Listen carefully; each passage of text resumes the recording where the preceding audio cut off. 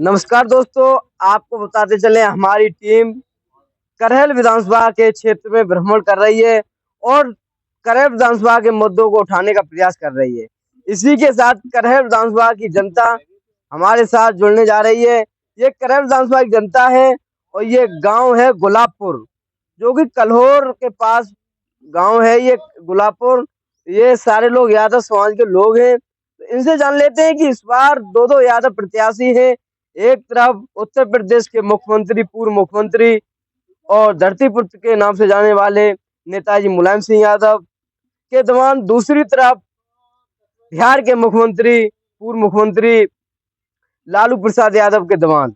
देखते हैं किस दमाद के सिर पर ताज होगा। इस बार यादव और शाक्त वोटर यहाँ का निर्णायक वोट होगा। देखने का प्रयास करेंगे कि कौन इस बार इस करहल विधानसभा में अपना परचम लहराएगा। इनसे ही जानने का प्रयास करते हैं। क्या नाम है आपका? विजयकांत।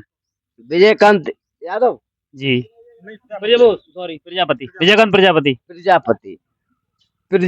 प्रजापति समाज से आते हैं आप। अच्छा, इस चुनाव कैसा देखते हैं? करहल उपचुनाव में एक तरफ भतीजा है, एक तरफ फूफा है, दोनों लोग ही रिश्तेदार हैं। तो कैसा इस चुनाव को देख रहे हैं आप? ये चुनाव निष्पक्ष होने जा रहा है और इस चुनाव में पूरी तरीके से साइकिल बहुत आगे है। साइकिल को हराने वाला और टक्कर देने वाला शायद ही अब है नहीं कोई, क्योंकि इस सरकार से इतने लोग दुखी हैं, इतने परेशान हो चुके हैं कि हर तरफ से जनता को सिर्फ दबाया जा रहा है, पीसा जा रहा है, मारा जा रहा है। क्योंकि देखिए, पिछले महीने से इस महीने में मात्र आप सरसों का तेल उठा लीजिए, जो गरीब जनता खाती है, सिर्फ 40 से 45 रुपए सरसों के तेल पे महंगाई आ गई। जो जो पिछले महीने 120 और 125 रुपए का मिल रहा था, आज वो 155 और 160 रुपए का मिल रहा है। अब आदमी तेल खाएगा इस दिवाली पे या तेल चिपड़ेगा? क्या कर सकता है? आप भी बताओ इस बात को। अच्छा, आपसे एक सवाल है, तेल कौन पैदा करता है? गवर्नमेंट की सारी अथॉरिटियां होती हैं, सारी फैक्ट्रियां, सारी कंपनी, सारे डीलर, सारे जितने भी ट्रांसपोर्ट चल रहे हैं राज्य के अंदर, केंद्र के अंदर या राज्यों के अंदर, जितनी फैक्ट्रियां सारी गवर्नमेंट के अंडर में आती हैं। गवर्नमेंट चाहे तो किसी को भी कंट्रोल में कर सकती है। गवर्नमेंट खुद छूट देती है और उन्हें अनियमित दाम बढ़ाने की शक्ति दे देती है।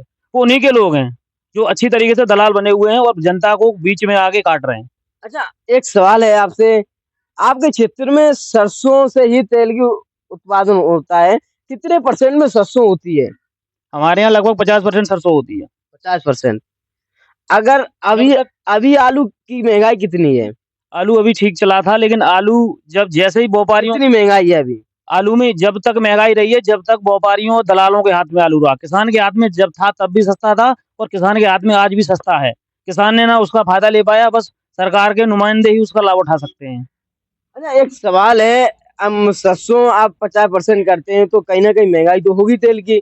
घर में सरसों कीजिए, उसको पिसवाइए और घर में तेल, शुद्ध तेल का यूज कीजिए। क्यों बाहर के तेल के वो खरीदते हो? किसान की मजबूरी होती है साहब, उसे बच्चे भी पढ़ाने हैं, गरीब है और उसके उसे रिश्तेदारियां भी चलानी है, उसके घर में कॉपी किताब भी खरीदनी है, इलाज भी कराना है, बीमारी भी होती है। तो उसका तो मात्र वही साधन है कि सरसों बेचे या गेहूं बेचे या आलू बेचे, उससे ही वो इलाज करा सकता है। तो उसकी मजबूरी है बेचने की, सरकार उसका लाभ उठाती है। सरकार के जो दलाल लोग हैं बीच में घुस के किसानों को बिल्कुल, किसानों के हाथ में रहती है सौदा तब तक सस्ती रहती है और जब जैसे ही उनके हाथ में पहुंचती है वो महंगी हो जाती है। व्यापारियों हाथ में महंगी हो जाती हाँ, ये लगाम सरकार लगा सकती है, सरकार कंट्रोल कर सकती है। सरकार क्या नहीं कर सकती है, और सरकार चाहे तो वो करना नहीं चाहती है। वो सरकार चाहती है हमारे कुछ कुछ जो पूंजीपति लोग हैं वो पैसे वाले हो जाएं, बाकी सब लोग, जनता गरीब बिल्कुल मर जाए, उससे कोई लेना देना नहीं गवर्नमेंट को। है। अच्छा, आपसे एक लास्ट सवाल है, ये करहल उपचुनाव होना है, यहाँ से अखिलेश यादव विधायक थे, उन्होंने इस्तीफा दिया।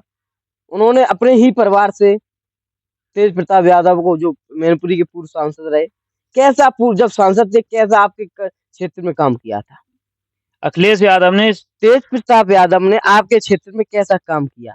तेज प्रताप यादव ने जब वो सांसद थे तब उनने अपने राज्य में, वो अपने कार्यकाल में काफी योजनाएं लाई। सड़कें जो टूटी फूटी पड़ी थी, आज आप जिस सड़क पे बैठे हैं ना, गुलाबपुर वाली और जवापुर वाली पे, आप 1 घंटे में पहुंचेंगे जवापुर तक, इतनी बुरी हालत है। जब तेज प्रताप सांसद थे, सारी गली गली घर घर की रोडें पक्की कराई थी उन्होंने और अच्छा काम कराया था। क्यों कराई थी?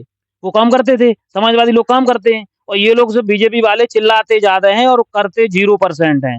अगर ये चिल्लाते रहेंगे हम ये करेंगे वो करेंगे, 10 में से अगर ये एक काम कर दें तो आप ये समझ लो हमें गंगा जी नहा ली। हाँ जी। अच्छा, एक सवाल है आपसे एक और। एक तरफ उन्हीं के रिश्तेदार हैं और ये गुरूर विधानसभा थी। तो गुरूर विधानसभा में अनुजेश प्रताप की माताजी ने विधायक थी। कैसा काम किया था? कैसी उनका स्वभाव था? कैसी थी? अनुजेश अनुजेश प्रताप की माताजी जब तक थी तब तक ठीक चला। उसके बाद उनके उनके कार्यकाल के बाद सब शून्य होता चला गया और विकास विकास के नाम पर बिल्कुल जीरो होता चला गया। ना कोई विकास हुआ, ना कुछ होना है और ना अब होगा इस बार भी। कि उनका सिर्फ बीजेपी का एजेंडा ये रहता है कि फूट डालो, राज्य करो। हिंदू मुस्लिम बस। महंगाई के बारे में बात करिए बीजेपी वालों से, पूछिए साहब कि एकदम अचानक महंगाई कहाँ से आ जाती है। साहब आज 25 साल के लड़के थे, 35 साल के हो गए 10 साल के कार्यकाल में। साहब वो लड़के ओवर एज हो गए, उनकी क्या भरपाई कोई कर सकती है गवर्नमेंट? गवर्नमेंट ने तो अपना पल्ला झाड़ के, बाबा जी तो अपने पल्ला झाड़ के ज्यादा करेंगे, अगली बार 27 मठ में चले जाएंगे। लेकिन बाबा जी को ये चिंता है कि 25 लाख युवा बेरोजगार हो चुका है अभी इस टाइम, सिर्फ 10 साल के इनके कार्यकाल में। ना कोई भर्ती आई, ना पुलिस की भर्ती आई, ना बीएड टेट यूपी टेट करे हुए लड़के बैठे हैं 25 लाख, और 10 लाख कम से कम ये वाले बैठे हैं यूपी पुलिस वाले। बस फॉर्म निकलते हैं, भर्ती होती है, वो परीक्षा होती है, परीक्षा होते ही इनके ही लोग पेपर को लीक कर देते हैं। उस लीक पेपर को इनके ही लोग लेके कोर्ट में बैठ जाते हैं और परीक्षा को नष्ट करा देते हैं। परीक्षा दोबारा होगी तब तक 6 महीने का कार्यकाल निकल जाता है। तब तक बेचारे 10 साल में युवा बार बार फॉर्म डाल रहे हैं। एक फॉर्म डालने का खर्चा कम से कम 500 रुपये है। उस 500 रुपये की भरपाई एक गरीब बच्चा धान बेच के, गेहूं बेच के, अपना सरसों बेच के कहाँ से लाता है? उसके पिताजी को पूछिए।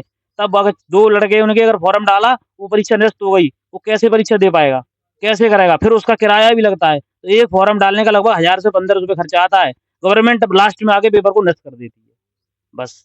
अच्छा, ये सारे जो आपने मुद्दे बताए, क्या इस चुनाव में इसका कोई प्रभाव पड़ेगा? सबसे बड़ा प्रभाव इसी का रहेगा, क्योंकि सब अब जनता हो चुकी है जागरूक। जनता की समझ में आ गया है कि देखो, रोटी कपड़ा मकान यही से जिंदगी कटेगी। ना तो हिंदू मुस्लिम से कटेगी, ना मंदिर में जाने से कटेगी, ना हम दूसरे के धर्म की बुराई करने से कटेगी। इनका काम यही है कि बैठ के दूसरे के धर्म की बुराई भी करिए, हिंदू मुस्लिम करिए, और मंदिरों में पूजा पाठ का बढ़ावा करिए। 5 लाख दिए जला देते हैं जो दिवाली पे। 5 लाख दियों का तेल का खर्चा मालूम है कितना पड़ता है?